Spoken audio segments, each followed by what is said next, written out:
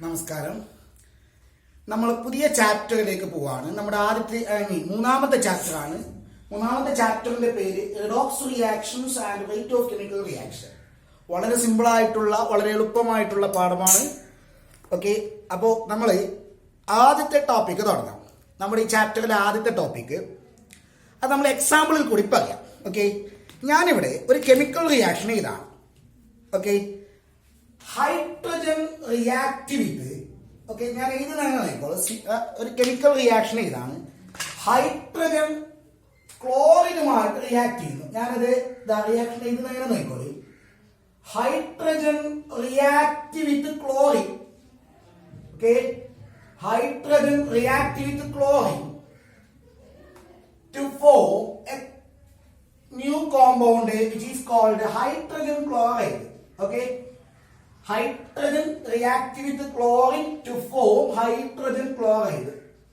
Okay, ഞാനപ്പോൾ ഒരു chemical reaction എഴുതിയിട്ടുണ്ട് ഇവിടെ. എന്തുകൊണ്ടത് കെമിക്കൽ റിയാക്ഷൻ എന്ന് പറഞ്ഞു? കെമിക്കൽസ് കമ്പൈൻ ചെയ്തിട്ട് പുതിയൊരു പ്രോഡക്റ്റ് ഉണ്ടാകുന്നു. കെമിക്കൽസ് റിയാക്ട് ചെയ്തിട്ട് പുതിയൊരു പ്രോഡക്റ്റ് ഉണ്ടാകുന്നു. ഓക്കെ, അപ്പൊ ഈ റിയാക്ട് ചെയ്ത ഈ രണ്ടെണ്ണത്തിന് പറഞ്ഞ പേരാണ്, ഇവിടെ പറഞ്ഞ പേരാണ് റിയാക്റ്റൻസ്. റിയാക്റ്റൻസ് അറിയാലോ. റിയാക്റ്റൻസ് കമ്പൈൻ ചെയ്തിട്ടുണ്ടാകുന്ന ഈ പുതിയ സാധനത്തിന്റെ പേരാണ് product. So these are the reactance and that is the product. അപ്പൊ ഏതാണ് റിയാക്റ്റൻസ്? ഹൈഡ്രജനും ക്ലോറിനും. ഏതാണ് പ്രോഡക്റ്റ്? Hydrogen chloride. ഓക്കെ, ഇനി ഈ റിയാക്ഷനുമായി ബന്ധപ്പെട്ടിട്ട് ഞാനൊരു ടേബിൾ ഫില്ല് ചെയ്യാൻ വേണ്ടി പോവാം. അതായത് ഈ റിയാക്ഷൻ നടത്താൻ വേണ്ടിയിട്ട് ഞാൻ എടുത്ത ഹൈഡ്രജനെയും ക്ലോറിനെയും, ഹൈഡ്രജന്റെയും ക്ലോറിന്റെയും അളവുകൾ, ക്വാണ്ടിറ്റി ഞാൻ ഇവിടെ എഴുതാം. ഓക്കെ, നമ്മളൊരു റിയാക്ഷൻ നടത്തി, ആ റിയാക്ഷൻ നടത്താൻ വേണ്ടിയിട്ട് എടുത്ത റിയാക്റ്റൻസിന്റെ അളവ് എത്രയാണ് എന്ന് ഞാൻ നിങ്ങൾക്ക് ഇവിടെ കാണിച്ചു തരാൻ പോവാം. അങ്ങനെ റിയാക്ട് ചെയ്തപ്പോൾ ഉണ്ടായ പ്രോഡക്റ്റിന്റെ അളവും ഞാൻ നിങ്ങൾക്ക് കാണിച്ചു തരുന്നു. ഓക്കെ ഓക്കെ, നോക്കോ, രണ്ട് രീതിയിലാണ് ഞാൻ ഈ റിയാക്ഷൻ നടത്തിയത്. ഒന്ന്, ഈ രണ്ടെണ്ണത്തിന്റെ അളവുകൾ ഒരു പെർട്ടിക്കുലർ ക്വാണ്ടിറ്റി എടുത്തു, കുറച്ച് കഴിഞ്ഞിട്ട് ആ ക്വാണ്ടിറ്റി മാറ്റി. ഓക്കെ, നോക്കോ, അപ്പൊ ടേബിൾ നോക്കിക്കോളൂ.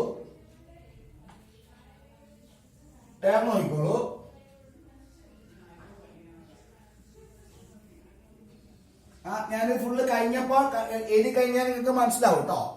ഓക്കെ, ഞാൻ രണ്ട് സിറ്റുവേഷനിലായിട്ടാണ് റിയാക്ഷൻ നടത്തുന്നത്. കുഞ്ഞോട് ശ്രദ്ധിച്ചോണേ. ഓക്കെ,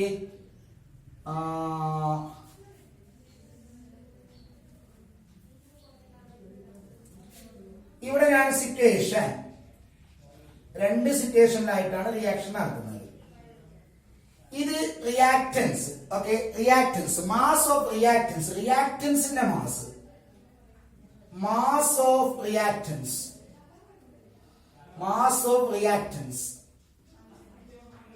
ഓക്കെ, ഇതാണ് റിയാക്റ്റൻസിന്റെ സ്പെല്ലിങ്. ഇവിടെ ഞാൻ മാസ് ഓഫ് പ്രോഡക്റ്റ് എടുക്കുന്നു. Mass of product. Okay, mass of product. കുഞ്ഞോളെ, റിയാക്റ്റൻസ് ആരൊക്കെയാണ്? ഹൈഡ്രജനും ക്ലോറിനും. അല്ലെ, ഹൈഡ്രജനും ക്ലോറിനും. പ്രോഡക്റ്റ് ആരാണ്? പ്രോഡക്റ്റ് ഹൈഡ്രജൻ ക്ലോറൈഡ് ആണ്. ഹൈഡ്രജൻ ക്ലോറൈഡ്, അല്ലെ, ഹൈഡ്രജൻ ക്ലോറൈഡ്. ഓക്കെ, അപ്പൊ ആദ്യത്തെ സിറ്റുവേഷനിൽ ഞാൻ പറഞ്ഞു രണ്ട് സിറ്റുവേഷനിലായിട്ടാണ് റിയാക്ഷൻ ഞാൻ നടത്തുന്നത്. ആദ്യത്തെ സിറ്റുവേഷനിൽ സിറ്റുവേഷൻ 1 ഹൈഡ്രജൻ 2 ഗ്രാം എടുത്തു. എത്ര? ഹൈഡ്രജൻ എടുത്ത് 2 ഗ്രാമാണ്. 2 ഗ്രാം ഹൈഡ്രജനും ക്ലോറിൻ എടുത്തത് 71 ഗ്രാമാണ്. 71 ഗ്രാം ക്ലോറിൻ എടുത്തു. കൃത്യമായിട്ട് അളന്നിട്ടാണ് ഞാൻ എടുക്കുന്നത്. ഇത് 2 ഗ്രാമും ഇത് 71 ഗ്രാമും എടുത്തു. അപ്പൊ അത് രണ്ടെണ്ണം റിയാക്ട് ചെയ്തിട്ടുണ്ടാകുന്ന നമ്മുടെ പ്രോഡക്റ്റ് ഉണ്ടല്ലോ, ഹൈഡ്രജൻ ക്ലോറൈഡ്, അതിന്റെ മാസ് ഞാൻ അളന്ന് നോക്കിയപ്പോൾ, മെഷർ ചെയ്ത് നോക്കിയപ്പോൾ കിട്ടിയത് 73 ഗ്രാം ആയിരുന്നു. ഓക്കെ, ഞാൻ ഒന്നുകൂടി കെമിക്കൽ റിയാക്ഷൻ നടത്താൻ പോവാണ്. ഒരു പ്രാവശ്യം കൂടി ആ കെമിക്കൽ റിയാക്ഷൻ നടത്തുന്ന സമയത്ത് അളവ് ജസ്റ്റ് ഒന്ന് ചേഞ്ച് ചെയ്തു. ഇത് ഞാൻ 4 ഗ്രാം എടുത്തു.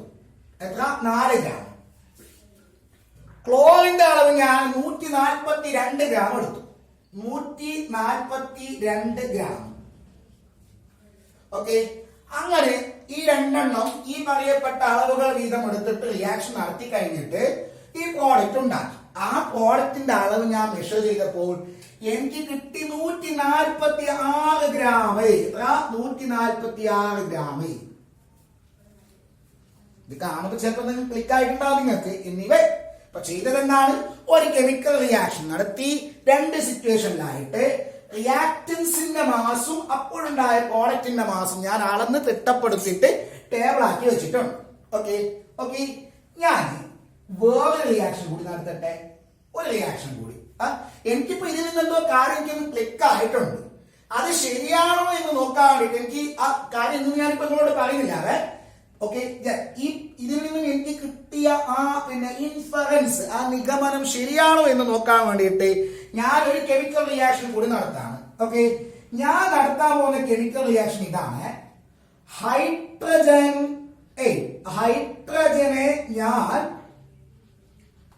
ഓക്സിജനുമായിട്ട് റിയാക്ട് ചെയ്യിപ്പിക്കുന്നു.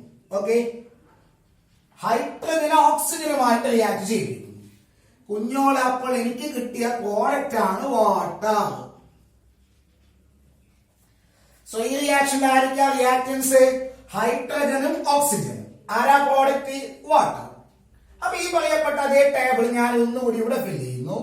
ഓക്കെ, ഇതേപോലെ ഒരു ടേബിൾ വരക്കുന്നു. അതായത് ഹൈഡ്രജന്റെയും ക്ലോറിന്റെയും അളവുകളിൽ വ്യത്യാസം വരുത്തിയിട്ട് ഞാൻ 2 പ്രാവശ്യം കെമിക്കൽ റിയാക്ഷൻ നടത്തുന്നു. Okay,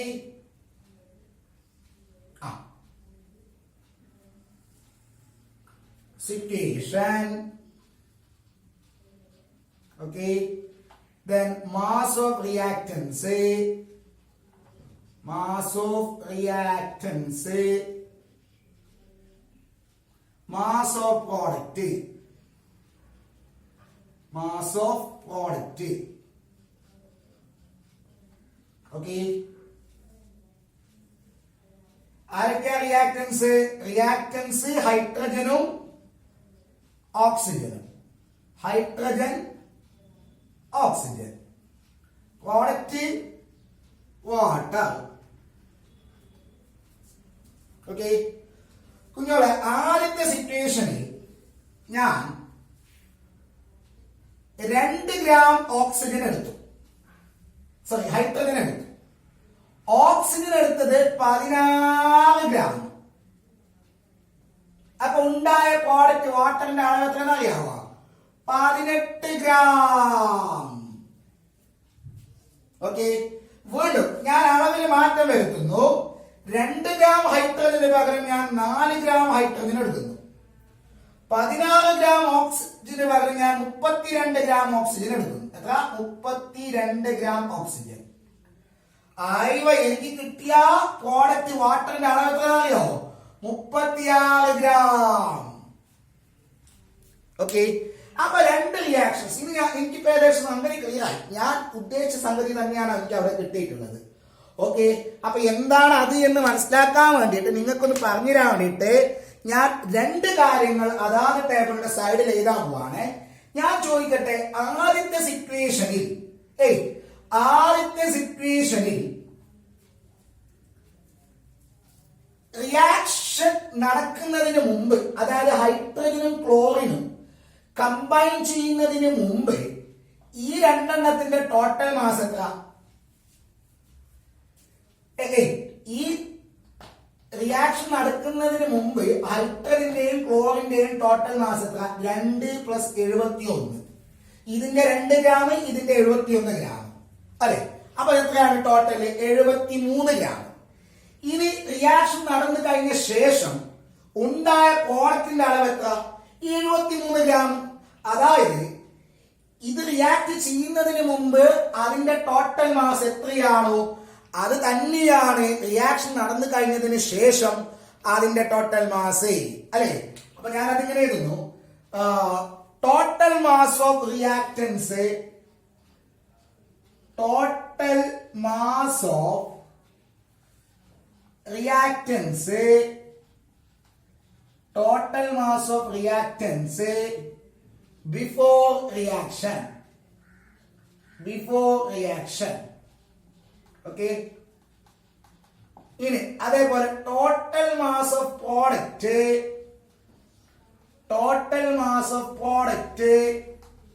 after reaction.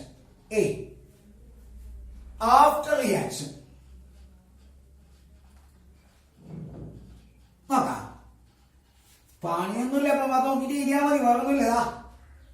ആദ്യത്തെ സിറ്റുവേഷനില് രണ്ടാമത്തെ സിറ്റുവേഷനിൽ വേറെ എഴുതണം കേട്ടോ. ആദ്യത്തെ സിറ്റുവേഷനിൽ എത്രയാണെന്നും രണ്ടാമത്തെ സിറ്റുവേഷനിൽ എത്രയാണെന്ന് എഴുതണം.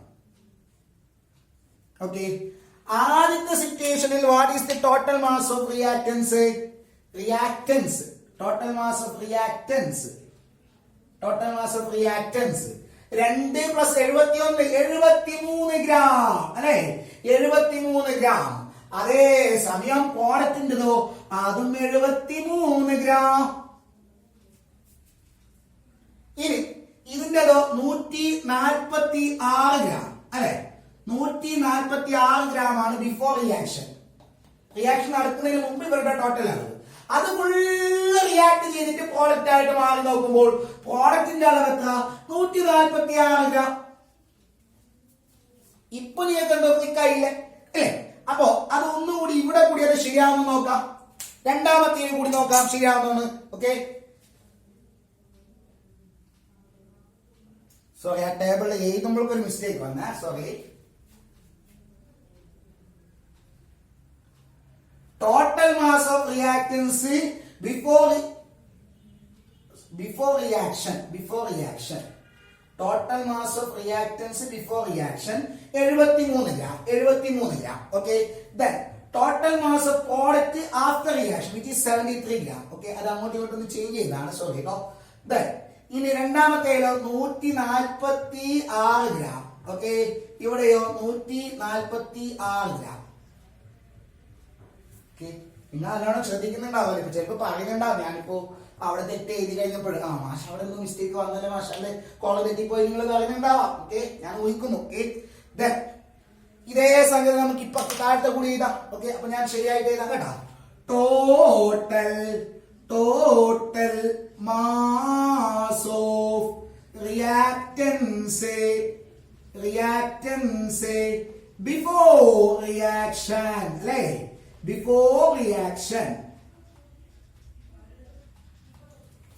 പിന്നെയോ ടോട്ടൽ മാസ് ഓഫ് പ്രൊഡക്റ്റ്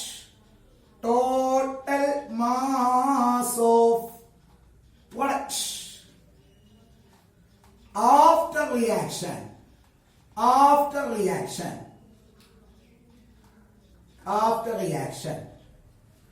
എത്രയാണ് കുഞ്ഞോളെ പറ? സിറ്റുവേഷൻ 1 സിറ്റുവേഷൻ 2 വേറെ 1 2. ഒന്നാമത്തേത് before reaction 18 gram, after reaction 18 gram അല്ലെ. രണ്ടാമത്തേലോ before reaction 36 gram, after reaction 36 gram.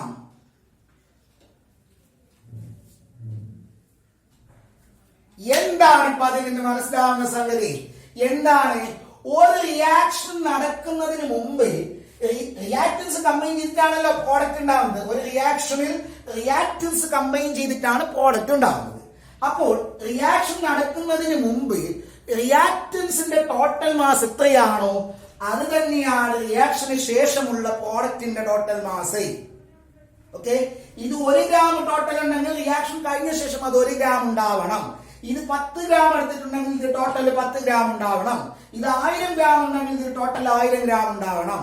ഒരു കെമിക്കൽ റിയാക്ഷൻ നടക്കുമ്പോൾ total mass of the reactants is equal to the total mass of product. അതാണ് ഇവിടുന്ന് മനസ്സിലാവുന്നത്. 73 146 146 18 36. ഓക്കെ, അപ്പോ നമുക്ക് അതിങ്ങനെ എഴുതാം. ഞാൻ ടേബിൾ വായിക്കാണ്, ഇതിൽ നിന്ന് കിട്ടിയ കാര്യമാണ് കുഞ്ഞോളെ ഞാൻ ഇവിടെ എഴുതുന്നത്. എന്താണ്? In a chemical reaction total mass of reactants is equal to the total mass of product.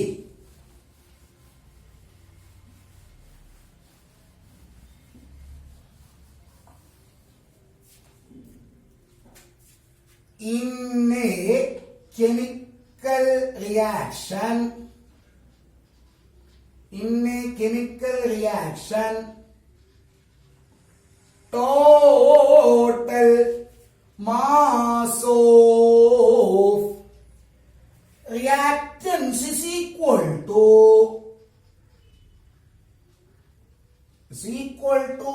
total mass of products. Total mass of products. അങ്ങനെ ആയിരിക്കാം, അത് നിർബന്ധമാണ്. അതായത് എ പ്ലസ് ബി കമ്പൈൻ ചെയ്തിട്ട് സി പ്ലസ് ബി ഉണ്ടാകുന്നുവെങ്കിൽ റിയാക്ഷന്റെ മുമ്പ് 10 gram ഉണ്ടെങ്കിൽ റിയാക്ഷന് ശേഷം 10 gram ഉണ്ടാകും.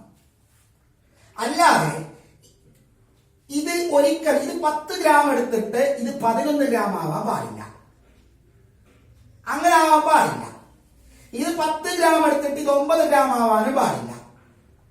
അതായത് റിയാക്ഷന് തൊട്ട് മുമ്പുള്ള ടോട്ടൽ മാസ് എത്രയാണോ അതിനേക്കാൾ കൂടാൻ പാടില്ല, അതിനേക്കാൾ കുറയാനും പാടില്ല. കൂടുതലാണ് എങ്കിൽ എന്റെ അർത്ഥം എന്താ? പുതുതായിട്ട് വേറെന്തോ മാറ്റർ ഉണ്ടാക്കപ്പെട്ടിട്ടുണ്ട് എന്നർത്ഥം. ആക്ച്വലി ഈ രണ്ടെണ്ണം കമ്പൈൻ ചെയ്തിട്ടുണ്ടാവും, ഇതിനൊരു രൂപമാറ്റം സംഭവിക്കുക മാത്രമാണ് ചെയ്യുന്നത്. എയും ബിയും സിയും ഡി ആയിട്ട് മാറുകയാണ് ചെയ്യുന്നത്. ഓക്കെ, ഇതിന്റെ ജസ്റ്റ് ഒരു ഹൈഡ്രജനും ഓക്സിജനും കമ്പൈൻ ചെയ്തിട്ട് വാട്ടർ എന്നുള്ള വേറൊരു ഫോമിലേക്ക് മാറാം. ഇതിന്റെ അളവും ഇതിന്റെ അളവ് എത്രയാണോ തന്നെയായിരിക്കും അതിന്റെ അളവ്. ഒരിക്കലും അത് കൂടാൻ പാടില്ല. അതായത് മാറ്റർ പുതുതായിട്ട് ക്രിയേറ്റ് ചെയ്യാൻ പാടില്ല. കൂടിയെന്ന് പറഞ്ഞതിന്റെ അർത്ഥം എന്താ? കൂടുതലായിട്ട് പുതിയൊരു മാറ്റർ ഉണ്ടായി എന്നർത്ഥം. അത് പാടില്ല എന്നാണ് ഇതിൽ നിന്ന് മനസ്സിലാവുന്നത്. ഇങ്ങനെ ആവുന്നില്ല, എവിടെയും ആവുന്നില്ല. എന്റെ അർത്ഥം എന്താ? ഒരു കെമിക്കൽ റിയാക്ഷൻ നടക്കുന്നതിന്റെ ഫലമായിട്ട് പുതുതായിട്ട് മാറ്റർ ഉണ്ടാക്കപ്പെടൂല. അതാണ് ഇങ്ങനെ ആവാത്തത്. അതുപോലെയോ ഇങ്ങനെയോ ആവൂല. എന്റെ അർത്ഥം എന്താ? ഉള്ള മാറ്റർ ഡിസ്ട്രോയ് ചെയ്യപ്പെടൂല. ഓക്കെ, ഒരു കെമിക്കൽ റിയാക്ഷൻ നടക്കുമ്പോൾ പുതുതായിട്ട് മാറ്റർ ക്രിയേറ്റ് ചെയ്യപ്പെടൂല, ഉള്ള മാറ്റർ ഡിസ്ട്രോയ് ചെയ്യപ്പെടുകയുമില്ല. പിന്നെയോ മാറ്റർ ഒരു ഫോമിൽ നിന്ന് മറ്റൊരു ഫോമിലേക്ക് മാറുക മാത്രമാണ് ചെയ്യുന്നത്. ഓക്കെ, അപ്പൊ ഈ പറഞ്ഞതിന്റെ മീനിങ് നമുക്കത് വേറെ രീതിയിൽ എഴുതാം. എന്താണ്? ദാറ്റ് ഈസ് എന്താണ്? In a chemical reaction, in a chemical reaction, in a chemical reaction matter can, matter can neither be created nor be destroyed. Okay, nor be destroyed.